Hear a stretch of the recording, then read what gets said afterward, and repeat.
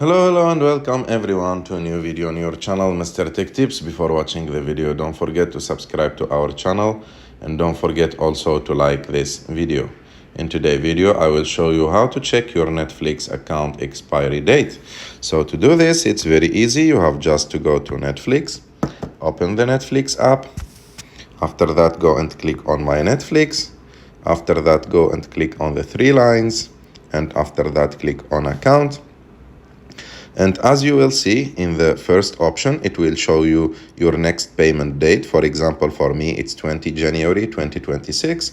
And the next payment date is the expiration date of your account. So if you don't make payment on that date, your Netflix account will stop working. So to know your expiry date, you should just look for your next payment date.